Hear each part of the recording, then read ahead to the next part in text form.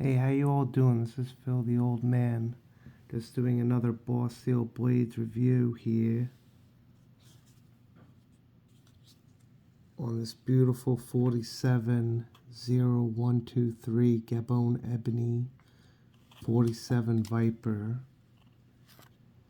and the 47 Tidioute cutlery trim. Let's get into it, guys. So, closed length, it's 3.75 inches closed. So I consider this a medium-sized knife. Got 4 fingers wrapped. We got 3 brass pins with a brass lanyard hole, so you could strap something in, pull it out of your slip of your pocket real easy. We got nickel silver bolster, nickel silver pin. I love that shield. Pinned in like they did in the old days. Everything's usually glued in nowadays. White case, cough, cough. Come on, pin it in. Not a gap in sight right here. Perfect fit. We got stainless steel back spring. And it's a nice thick one. We got brass liners, which I'm going to talk about. Some guys in the community were complaining, and I'm not really one to nitpick, but I got a couple gripes about this piece. Now, I don't know if you guys could hear. I could catch that brass. The ebony wood, I believe, has shrunk because this is a natural material, and hot and cold, it will shrink or expand. So I really should be investing in what's that stuff called? Bowling alley wax, or what's that stuff the museums use? Renaissance wax. There we go. Protect the knife. And like I said, you could hear it, and you could actually see some of that rough brass that I was griping about here. Also, another thing that I caught, I think whoever was grinding these blades got distracted by a co-worker. As you see, they went a little happy there. Took a little too much off, in my opinion. Now, why am I complaining about that? Well, I'll show you a comparison right now.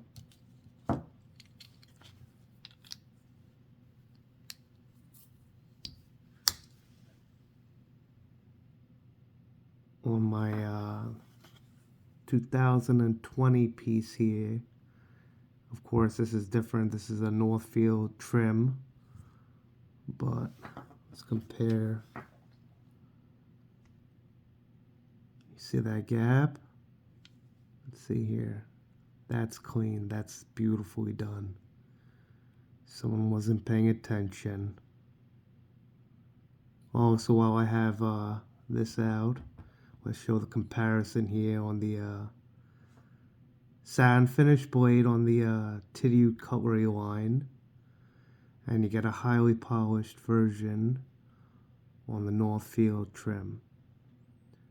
Also, you see here on the swedge, they're showing off their craftsmanship right here, where it's thicker in the back and it narrows down to the tip, whereas the Tidioute version doesn't do that. It's thick and it narrows down to the tip. Personally, I like the satin finish version. It's not highly polished. While I have this piece open, we're looking at 7 inches while it's open. Let's check out that Viper. You could see the tongue and the teeth.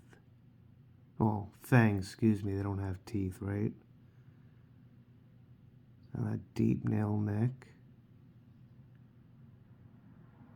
Does have a slight swedge. Tidioute cutlery, Titusville, PA. On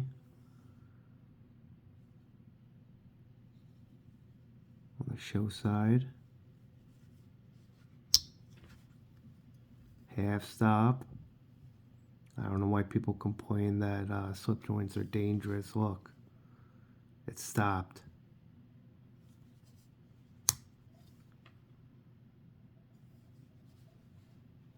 Easy walk and talk.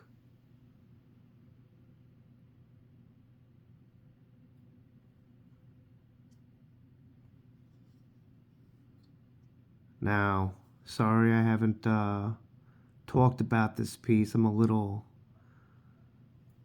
superstitious, especially during Halloween, you know. But I did carry Gabon ebony wood, as historically it is brought to protect negative energies and negative people.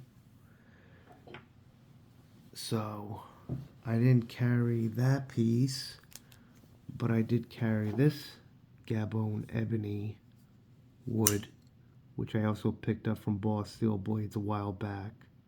You know me, I love my poor man's gold brass. And it definitely kept the bad juju away from me during the creepy holiday season. Let's compare the wood finish. You know, obviously GEC took some more time and they polished the wood more than Buck. But Buck is known to be a workhorse of a knife because I don't need to explain to you, but it is known to be a workhorse of a knife, and so is the wood. The wood is known to be very hard and dense. And let me, I'm getting off track here.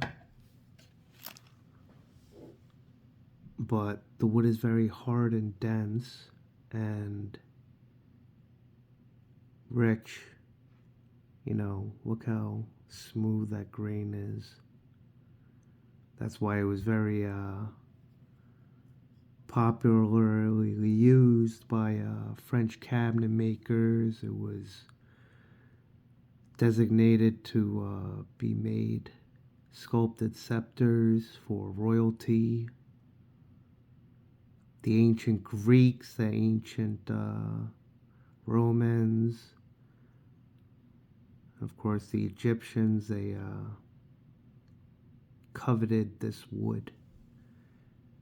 They believe it had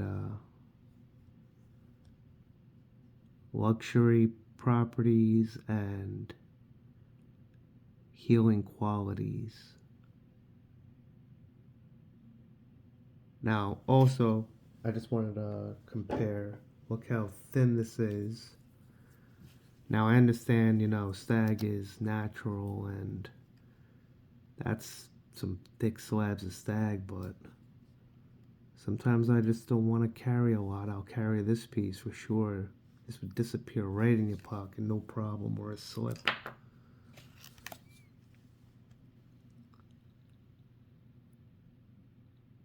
I dig it. Oh. Definitely gonna give me some Ren wax. Keep this piece protected. And I just really do dig that rich dark ebony wood. You know, it's a very small tree, very hard. Usually grows in the wetlands and rainforest areas, found in places like Australia, New Guinea, Indonesia, and It is used on pieces that are meant to last a lifetime, like the black keys on a piano.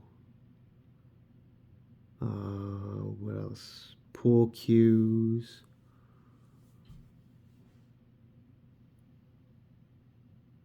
The frets on a guitar.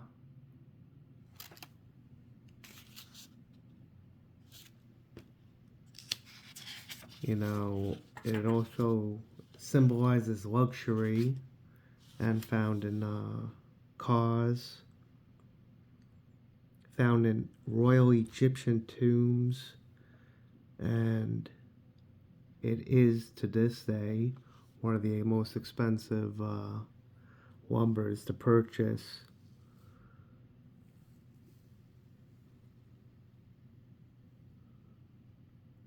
It has been used for frames, drinking cups, samurai swords, furniture. Particularly 18th century French cabinet makers have exclusively worked in the material. And nowadays it's just smaller items like tuning pegs and, you know, the black chess pieces. Well, that originally was ebony wood. It wasn't painted.